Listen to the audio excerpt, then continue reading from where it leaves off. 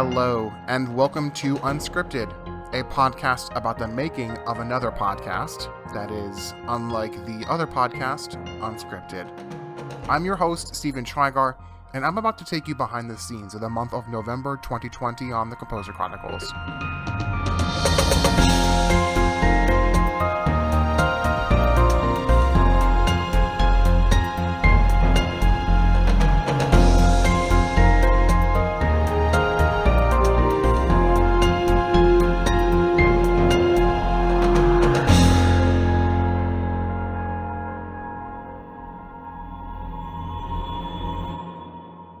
Well, here we are. We made it to December of 2020. Honestly, I couldn't be more grateful for the position that I am in now despite all that has happened in the past year. While it's had its ups and downs, there still has been plenty to be thankful for this year.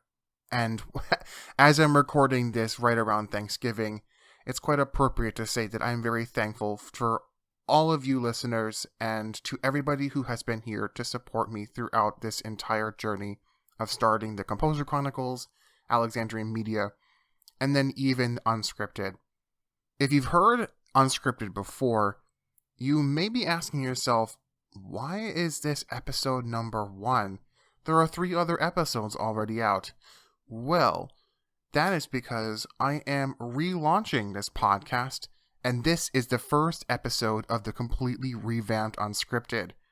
There is a ton of new stuff that I am going to be doing with Unscripted that I did not do in the past, and that I was kind of playing around with in the first 3 episodes, but I never really landed on it until this month.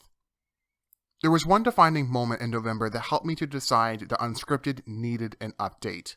The first 3 episodes seemed to all be very vastly different from each other, and they were kind of experimental. So I decided in November that now is the time to really hone in on what Unscripted would be. So I recorded an episode for early December, the first week of December, which was episode number 26, the second movie night, which was all about the music of Disney. On that episode, I featured composer Andrew Gavin, who, if you don't remember, was the guest of episode number 15 on the Composer Chronicles, where we chatted for a bit and we talked about Andrew's career as a composer. If you haven't listened to that episode, definitely go back and listen to it because it's a great episode. It was actually the first episode that I had that featured a living composer. After that episode was over, referring to episode number 15, I knew that I had to have Andrew back on the podcast for another episode. He loves composing film music, and so I wanted to bring him back on for, obviously, movie nights. After we recorded movie night, I asked Andrew if he would be interested in composing new theme music for Unscripted.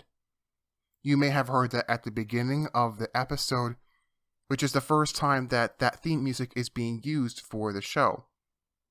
That was pretty much the main reason why I decided to relaunch the podcast. I went to Andrew thinking, I need new theme music. Here are some ideas that I have about what that theme music should sound like, and he ran with all the ideas that I had, further beyond what I had ever expected to happen. And so when he sent me back the final product, I knew that this was the moment that I had to really focus on Unscripted and update it to the best that it could be, and really change the aesthetic of the whole podcast. I sent Andrew a few clips to kind of give him a feel. Actually, one of the clips that I sent him was one of his own pieces, and it turned out fantastic. If you love that theme music, be sure to go to the show notes and go show Andrew some love and support on all of his pages that I have listed in the show notes. He's a great composer, and he's become a real true friend to not only myself, but the Composer Chronicles and Alexandrian Media as a whole. I asked Andrew to come back on for just a few short moments to talk about his process in creating the theme music for Unscripted. Let's take a listen to our chat about his music. So, yeah, I mean, I started kind of from a place based off of what you had told me, which was it was going to be unscripted. So, not really crime solving per se, but just the idea of like kind of uncovering these files and kind of looking behind something. So I was thinking the whole time kind of like a crime show theme song type of thing, like something you'd see on Criminal Minds or NCIS or CSI or something like that. Um, and then you had sent me the examples as well, and you had mentioned that you wanted it to be kind of piano centered. So all that different kind of stuff together. Um, I really liked. I don't remember the name of the because you sent me two examples, and the one piece that you had kind of like a constant driving piano like rhythm to it, like boom boom boom boom boom boom boom Oh, boom yeah. boom boom boom, and so I really liked that, and I was like, "Oh, that's a cool sound." So let me kind of start there. So I came up with that opening, bum bum bum bum bum bum bum bum bum bum rhythm first. I was like, okay, um, and then from there, I think the sound that I was looking for was I knew it had to be modal, because a modal gives you that kind of in between, that ambiguous feel where you're not really sure like if it's a happy, sad sounding kind of thing. Mm-hmm. So that's where I went, and then I just came up with kind of a melody in F, um, with a D natural. So I guess that would be like F mixolydian or whatever. Right. And I actually played around with a few of them. I was like, okay, well, what if I put it in this mode? What if I put it in this key and whatever? And that was the one that kind of seemed to be the best, and felt the best for me. So yeah, so I had that, and then I just worked from there, and then I felt that it had to build partially from what I was hearing, but also what you were saying. So I came up with that boom, boom, boom, boom, boom, boom, like drum kind of fill thing in there, which was Right. cool. Um, and then yeah, and then I just like pieced together. The hard part, honestly, was the fact that it was only about a minute or so long. Yeah. Because you just want to take it and run with it and make this big extravagant thing. So Oh, I know. um, but yeah, and then I actually had it ending originally with just the chord and then like a big cymbal crash or whatever. And then I was like, Mm-hmm. I feel like it should fade out. That would be cool. And then I came up with the idea. I was like, well, what if there's like this rising kind of like Yeah. sound at the end? Um, and then I heard, I was like, okay, it's got to stick. Like I like that. And then I'll play with around maybe with something else, but I like that ending. So yeah, and Mm-hmm. then I just kind of piece it all together, and then that's how you get it.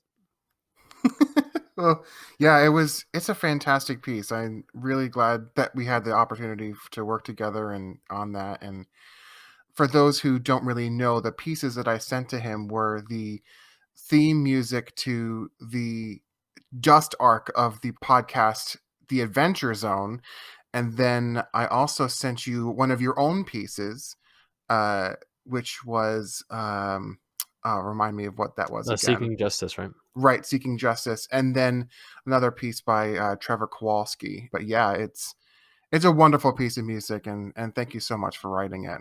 Yeah, absolutely. And you mentioned that you had, well, I forget if you had told me or I asked you originally, because I had that Seeking Justice. I was like, oh, this is kind of like the vibe that I would immediately think based off what you were telling me. Right. So again, with that one, um, same thing. I just think modal is kind of where to be for this kind of vibe, Yeah. and that's sort of like a modal sound too. Um, so yeah, I mean that's where it started from, and it was fun because I haven't done like an exercise like that kind of with that limited time, and I knew I only had to have like a minute long. Yeah. It was definitely fun to do that again, and I Yeah. appreciate the opportunity. So Of course. Yeah, I it's so interesting to be on the other side, being the one commissioning those things and saying, you only have this amount of time, see what you can do with it. yeah, I Yeah. mean it wasn't a film, so it's not like I Yeah. had to hit certain beats or anything like that. But I passed the sibling test, which is always good. I played it for my siblings, and I said, "What does this sound like to you?" Without giving them any hints, and they were kinda like, I don't know, maybe like a crime show or something like that." I was like, "Okay." I was like, "Does this like, would this work on a podcast?" And they were like, "Yeah, absolutely." Like, I was gonna say it kinda has that podcast sound to it, Yeah. so mission accomplished. There you go. Well, again, thank you, and I really appreciate it. Yeah, absolutely. Anytime. Alright, let's dive into what Unscripted is really about. So, what happened in November? We had 4 episodes in November. The first one was episode 22, Gameplay, Disc 1, The Music of Final Fantasy X, featuring Brian Edwards. The second one was episode 23, Riddles and Revelries, Schumann and Carnival. Episode 24 was Michael Saltenreich, a composer feature for the composers of our modern world. And episode 25 was Fire and Ice, Schubert and Winterreise. So after I recorded Movie Night with my brother Matthew all the way back in August, I knew that I had to do something else other than just movie music. So many media composers not only focus on television and film, but sometimes they also do video games. And so I thought, you know what? Maybe I should do a whole separate mini-series on just video game music. And I am so glad that I did, because I didn't realize how massive of an industry composing for video games is. My fiance is a huge gamer, so I knew that for the first episode of Gameplay, I had to have him on as my first guest. So I went up to him and I asked him, after he, of course, agreed to be on the show, I asked him, what video game do you want to talk about? Pick a video game and we're going to talk about its music and how it affects the overall gameplay of the video game. And he mulled over it for a bit. He thought maybe we should do Kingdom Hearts, but then he landed on Final Fantasy X, and I'm actually very glad that he did. It was a great way to start off the gameplay series. I had watched Brian play Final Fantasy X through maybe once, practically the whole way through. And then actually when we were getting ready to record the episode, he played it again, and I watched him play through it again so that I could potentially pick up on some things that I may have missed the first time. But I have not actually played Final Fantasy X. I don't think I've actually ever played a Final Fantasy game. I have played through Kingdom Hearts, but not Final Fantasy. So in order for me to prepare for the episode, I actually went and listened to the soundtrack on Spotify. You may actually remember from our episode us talking about the length of that entire soundtrack. It is 4.5 hours of just music, and oh my goodness, I tried my best to get through that soundtrack. It took me all week to get through it. I would listen to it on my way to and from work and my walks on my break at work, just so that I could try to become as familiar with the music as I could. There was one track in the whole entire soundtrack that I listened to and I just had a visceral reaction to. And it's actually very early on in the soundtrack, and that was the track Otherworld. I don't know what it was about it, and I think it's primarily the vocals that I heard in it that kind of made me shudder every time I listened to it, which, when watching it in the context, was perfect for that moment. The rest of that soundtrack is very orchestral / very high-end MIDI, and Otherworld coming in as this very heavy metal rock song with very harsh vocals was, at the moment, a little bit off-putting until I actually watched it in context. The music of Final Fantasy X is so incredible, and I'm amazed at how important it was to the entire video game music industry. I am so glad that I started off with that, because I didn't realize how much it impacted the whole entire industry. If you have not listened to that episode, I say this a lot, but definitely go back to that episode and listen to it. It is a fascinating episode, and you are sure to love it too, even if you're not a video gamer like myself. Okay, so next up is episode 23, Riddles and Revelries, Schumann and Carnival. Carnival is one of those pieces where if you are a music student in undergrad, you learn about it very early on into the Romantic period. It is a piece that has highly impacted the Romantic era aesthetic. And I remember sitting through my music history course in my undergrad and just us talking about Carnival and how strange it was for a piece so imbued with so many riddles and so many stories to just only be performed on the piano. Since then, I have learned that Carnival has been expanded into a ballet by several composers from the Ballet Russe, all the way in the early 20th century. And when I finally heard that ballet version, the whole entire story made a whole lot more sense. Of course it would, because I got to see the things inside the scenario. In my final year of my master's program at Temple, I studied with a professor who was doing a doctoral class on ballet music. I took the class because my master's thesis was on ballet music, and I wanted to get as many opinions about ballet music as I could and practice my arguments and so on and so forth. Carnival was one of the pieces that we studied in that class.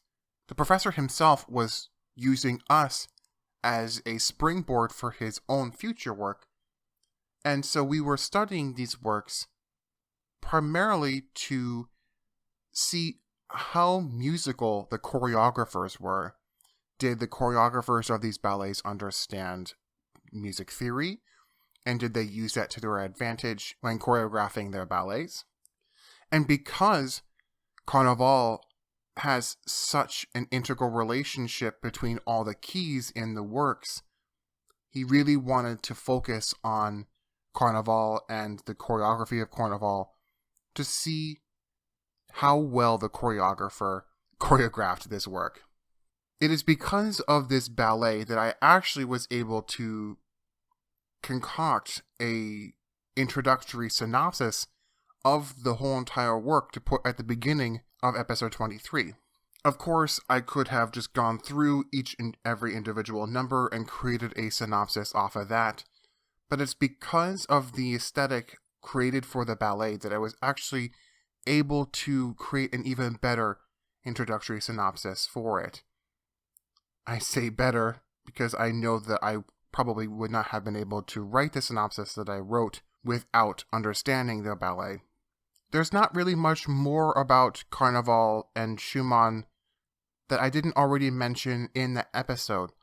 So let's move on to episode number 24, Michael Seltenreich.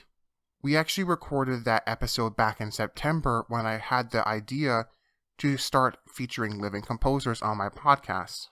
I had just finished recording the episode with Andrew Gavin, and just a few days later, I sat down with Michael Seltenreich and we chatted for a bit, as best as we could, because we had several technical difficulties along the way. The first thing is that he had issues with his internet in his apartment, so we would get on the call and it would be extremely choppy, and there was actually at one point a 15 to 20 second delay. We knew that we could not record an episode in that condition, so we moved around the apartment to see if that would help with the connection. And when that didn't work and we were cut off several times, we thought maybe we should just reschedule and re-record another day. As we were planning on getting ready to reschedule, his Wi-Fi just started working again. And so we jumped right back on. And now it was my turn to forget to press the record button after this whole entire mess. So, after all these issues, I just blanked and I didn't press that record button. So, when you listen to that episode, if you hear us reference several times in our previous conversation, that is what we were referring to. While it was troubling at the time, it ended up being a wonderful episode, and I am very thankful to have Michael He was very willing to restart his story several times, and I am very grateful for that. In fact, I have a deleted scene from that interview. Let's take a listen. And it was Right. amazing. So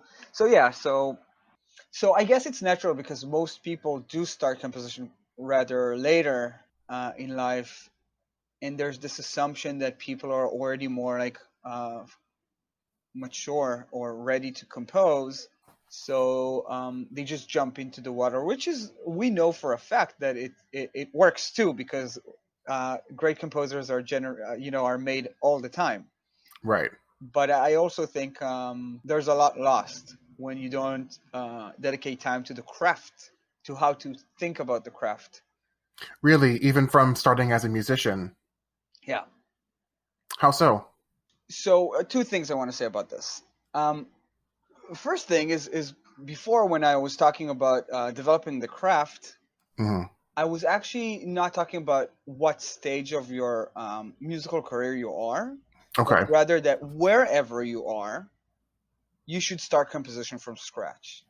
Okay. That is, do not assume people know how to develop a musical idea. Do not assume people like the way composition lessons work usually is this mentorship protege kind of relationship, where you don't really study orchestration, you orchestrate, and then your teacher says this might be work better this way. Hmm. Or you don't necessarily learn how to develop a musical idea, but you just write something Right. and then you discuss it. So when I was talking about working on the craft, I meant more about how to break down every one of those things, and instead of rushing into writing a piece of music, really thinking, okay, this is an exercise. We're learning how to be imaginative. Hmm. We're learning how to be creative. Right. I think creativity and imagination are a learned skill. I think that you can learn to be more imaginative and more creative, and I think you can get better at it with practice. It's a skill and it's a muscle. So I think that is not emphasized enough in most composition lesson scenarios today.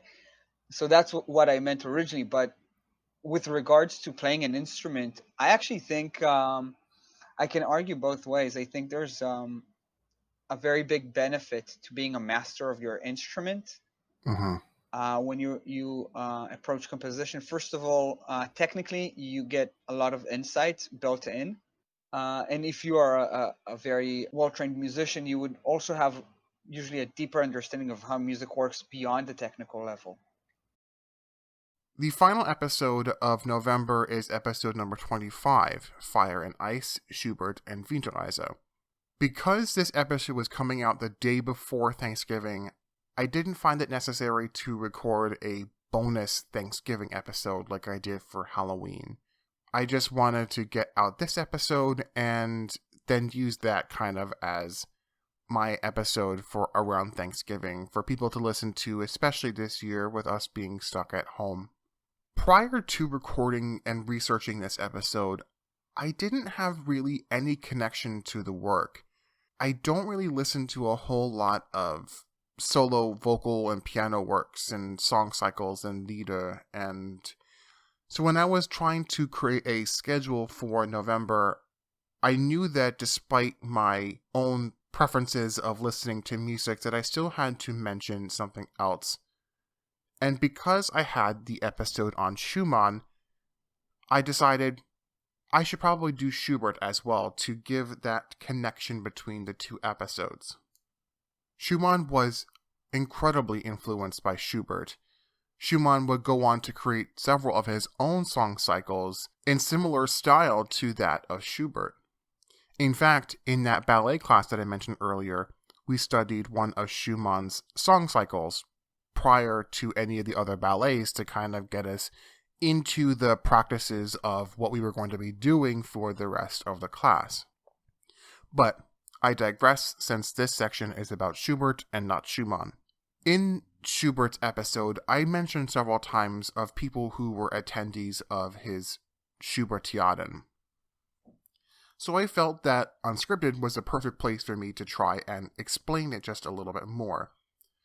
During Schubert's lifetime, these Schubertiaden, or Schubertiad in singular form, were events that were generally unadvertised and very informal gatherings, and often held just at one person's private home. They would switch around to whose home it was, and it would just be off of volunteering. So these Schubertiaden in the early 19th century were in Vienna primarily, and were still sponsored despite being unadvertised by wealthier friends or different aficionados of Schubert's music. Even after Schubert's death, these Schubertiaden continued to persist and be performed all over Vienna. They even expanded out of Vienna and into other parts of Austria.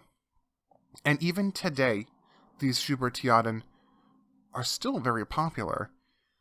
They have evolved to much larger and advertised events and festivals and large concerts. And the most popular ones are in Schwarzenberg and Hohenems. Well, that is all I have for you today. As always, I want to thank all of you wonderful members for supporting the Composer Chronicles and Unscripted. If you have any friends that you think would be interested, go share the Composer Chronicles with them and tell them that they can find the show on all major platforms. Then if they really like it, maybe suggest that they give $1.50 a month to get some really cool bonus content like Unscripted. If you aren't already following the Composer Chronicles on Facebook, Instagram, and or Twitter, go ahead and follow it there. Well, that's it for today. I'll see you again next month, and don't forget, don't sue your potential father-in-law for their child's hand in marriage. Bye.